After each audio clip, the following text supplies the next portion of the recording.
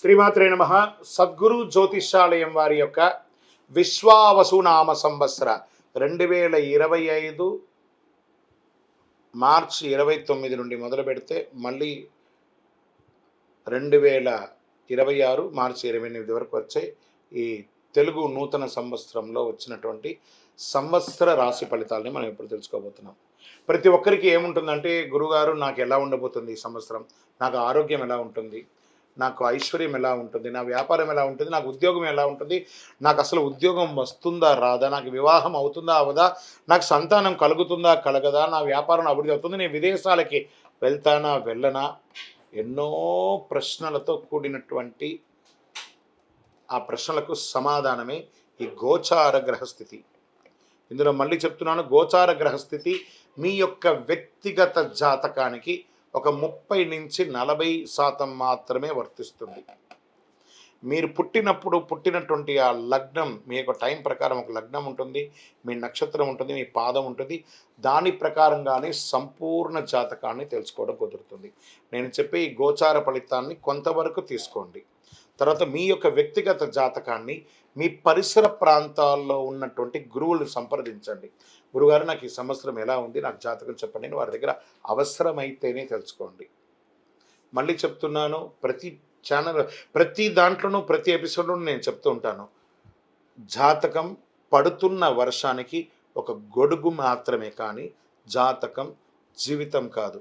మీరు మిమ్మల్ని నమ్మండి, మీ ఇష్టదైవాన్ని నమ్మండి, మీ కులదైవాన్ని నమ్మండి, మీ జీవితం బాగా ఉంటుంది.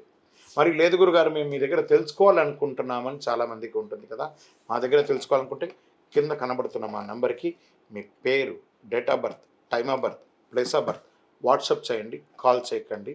అది చూసిన తర్వాత మా అడ్మిన్స్ మీకు రిప్లై ఇస్తారు.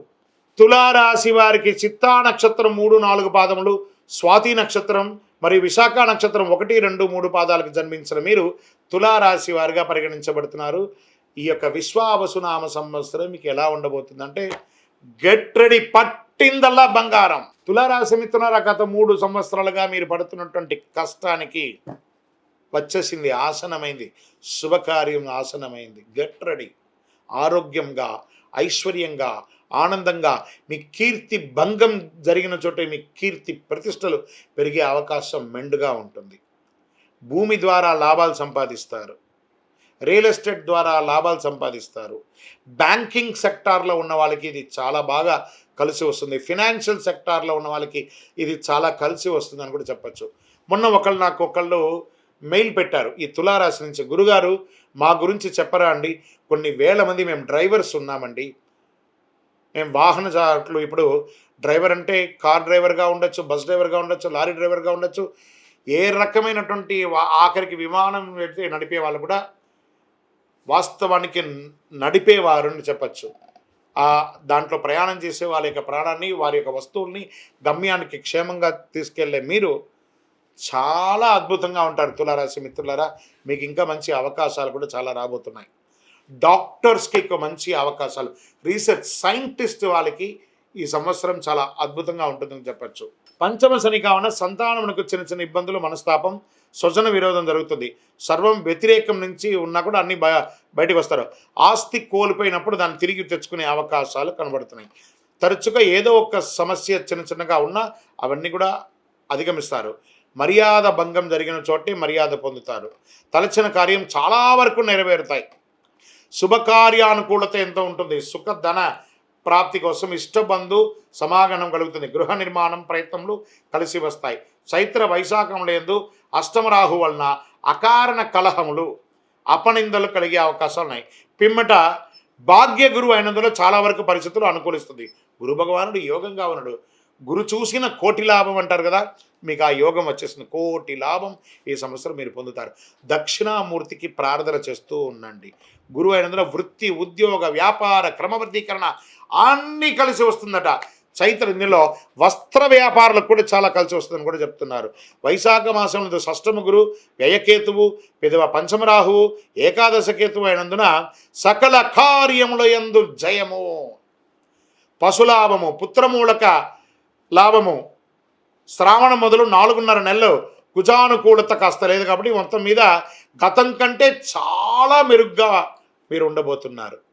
తులారాశి మిత్రులారా, ధైర్యంగా ఇట్లా గుండె మీద చేసుకొని నిద్రపోండి. ఇక మీదట మీకు అన్ని మంచి రోజులే వస్తున్నాయి. అన్ని రంగం వారికి, స్త్రీ పురుషుల ఉన్న ప్రతి రంగం వారికి, వ్యాపార, ఉద్యోగ, వ్యవహార ఎందులో ఉన్నా అందులో మీదే జయం.